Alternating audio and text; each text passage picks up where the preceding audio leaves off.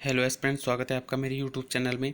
और आज हम 5 और 6 मई 2024 के न्यूज़पेपर का एनालिसिस करेंगे और जो भी हमारे इम्पोर्टेंट करंट अफेयर्स बनते हैं उनको डिस्कस करेंगे और साथ ही साथ जो भी हमारे एक्स्ट्रा फैक्ट अन्य तथ्य जो भी बनते हैं उनको भी डिस्कस करेंगे।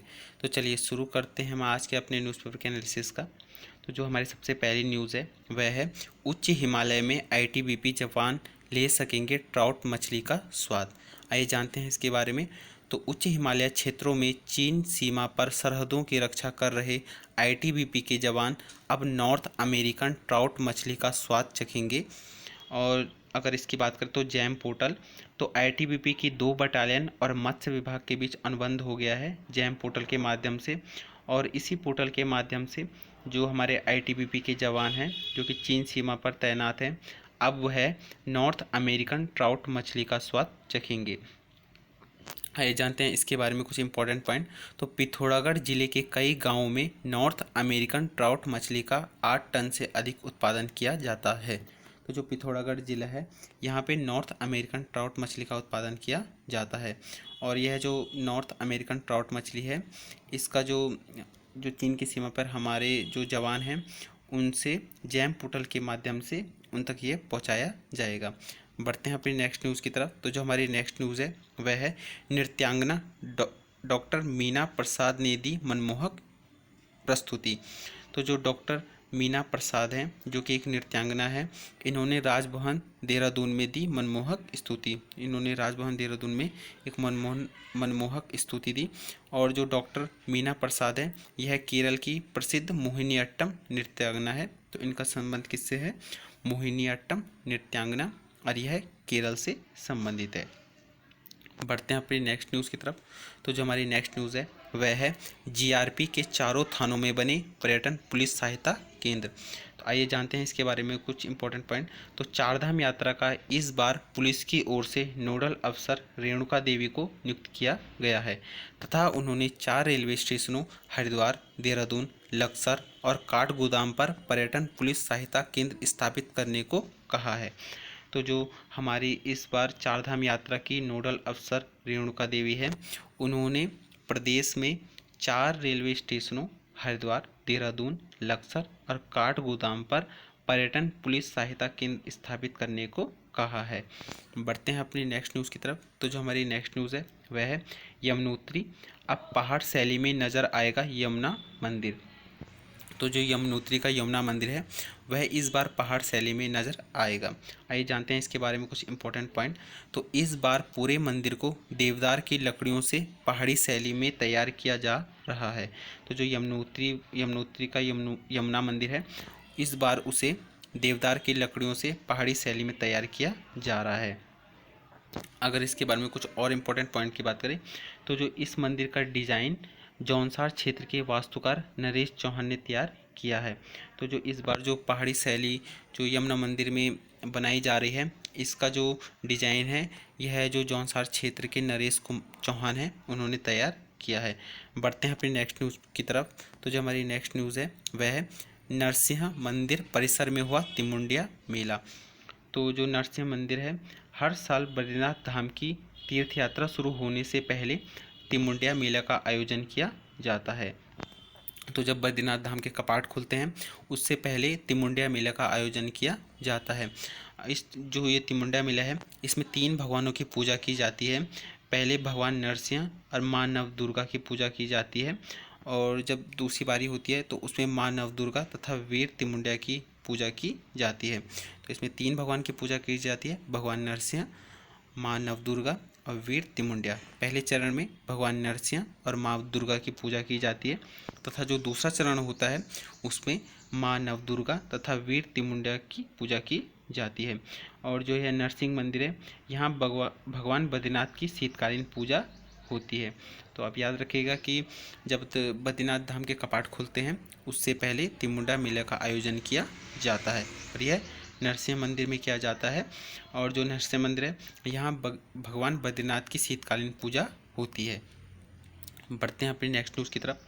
तो जो हमारी नेक्स्ट न्यूज़ है वह है बाबा केदार की निर्विघ्न यात्रा के लिए भकुंड भैरव की पूजा और आरती आज होगी। तो जो बाबा केदार की जो निर्वहन यात्रा के लिए भकुंड और भैरव की पूजा और आरती है, यह ओंकारेश्वर मंदिर में की जाएगी। अगर हम ओंकारेश्वर मंदिर के बारे में एक्स्ट्रा पॉइंट बात करें तो केदारनाथ की शीतकालीन पूजा ओंकारेश्वर मंदिर में होती है, जो कि ऊखीमठ में स्थित है।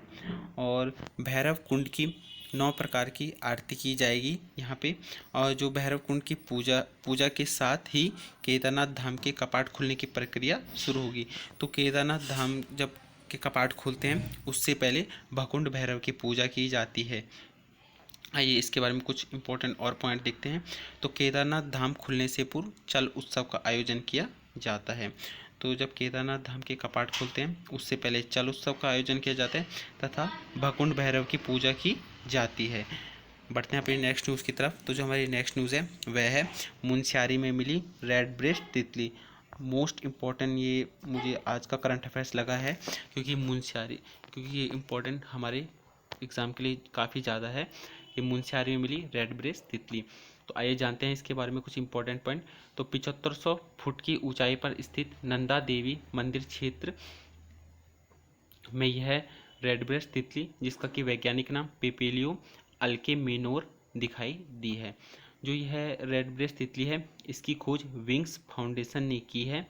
और अगर हम इसकी बात करें तो इससे पहले यह तितली जुलाई 2020 में कुमाऊं के मुक्तेश्वर वन परिधि में दिखाई दी थी। तो जो रेड ब्रेस्ट तितली है जिसका कि वैज्ञानिक नाम पेपेलियो अल्केमेनोर है, यह हाल ही में कहाँ दिखाई गई है? तो यह हाल ही में मुनस्यारी में दिखाई गई है। अगर मुनस्यारी में भी कोई किसी पर्टिकुलर क्षेत्र के बारे में बात करें तो यह नंदा देवी मंदिर क्षेत्र से इसकी खोज हुई है। बढ़ते हैं अपनी नेक्स्ट न्यूज़ की तरफ। तो जो हमारी नेक्स्ट न्यूज़ है वह है लोहा दिगोली गांव, जो कि पीपलकोट चमोली में स्थित है। हाल ही में काफ़ी ज़्यादा चर्चाओं में रहा है। तो आइए जानते हैं इसके बारे में। तो यहाँ आज तक आग की तपिश नहीं पहुँची है। आजकल आप देख रहे होंगे न्यूज़पेपर में हर जगह जो वनाग्नि के मामले हैं वह काफ़ी ज़्यादा हमें दिख रहे हैं। लेकिन एक गांव है जो कि लोहा दिगोली गांव है, यह पीपलकोट चमोली में स्थित है। यहाँ आज तक आग नहीं पहुँची है और इसका जो सबसे बड़ा कारण है वहाँ की महिलाओं और जो पुरुषों की सहभागिता, जो कि जब भी जंगल में आग लगती है तो वह आग बुझाने के लिए वहाँ पहुँच जाते हैं और लोगों को साथ लेके। तो यह एक काफ़ी महत्वपूर्ण है हमारे लिए। तो लोहा दिगोली गांव हाल ही में काफ़ी ज़्यादा चर्चाओं में रहा है, तो याद रखिएगा यह पीपलकोट चमोली में स्थित है। बढ़ते हैं अपनी नेक्स्ट न्यूज़ की तरफ।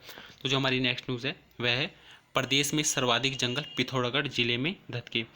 हाल ही में काफ़ी ज़्यादा वनाग्नि के मामले सामने आए हैं, जिनमें कि जो कुमाऊं क्षेत्र का पिथौरागढ़ जिला है वहाँ पे सर्वाधिक जंगल में वनाग्नि के मामले सामने आए हैं। और अगर हम गढ़वाल की बात करें तो इसमें पौड़ी जिले में सर्वाधिक जंगल धधके हैं, मतलब सर्वाधिक जंगलों में वनाग्नि के मामले पाए गए हैं।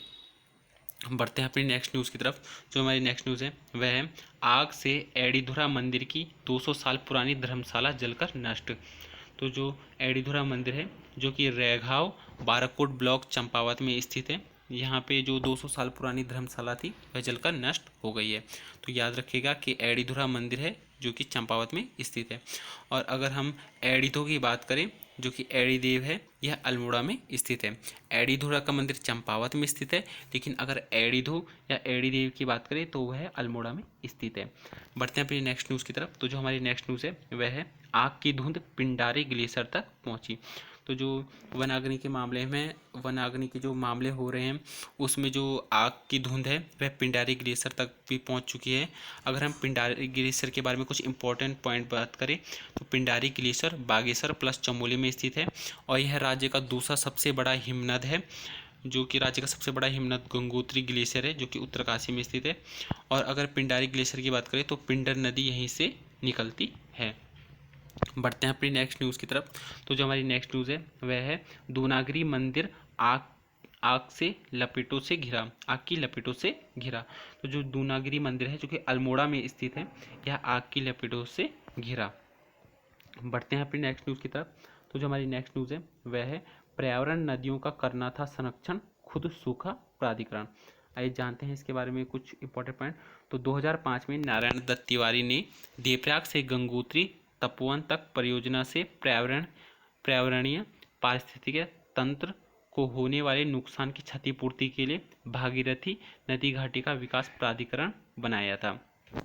यह बेसिकली जो नारायण दत्त तिवारी थे उन्होंने जो 2005 में भागीरथी नदी घाटी विकास प्राधिकरण बनाया था, जिसके तहत जो नदियों में खनन क्षेत्र है, चाहे कूड़ा जो विस्तारण की प्रक्रिया है, उस पर लगाम लगाई जानी थी। लेकिन यह सही ढंग से इसका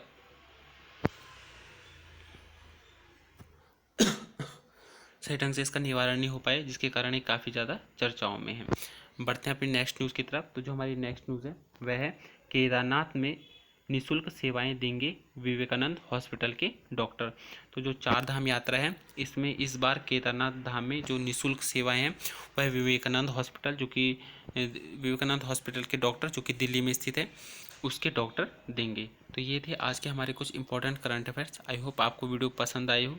अगर वीडियो पसंद आए हो तो लाइक, शेयर एंड सब्सक्राइब ज़रूर कीजिएगा, ताकि जो आने वाली वीडियो की नोटिफिकेशन है उससे वो आपको मिल सके और आप डेली करंट अफेयर से अपडेट रह सके। तब तक के लिए जय हिंद।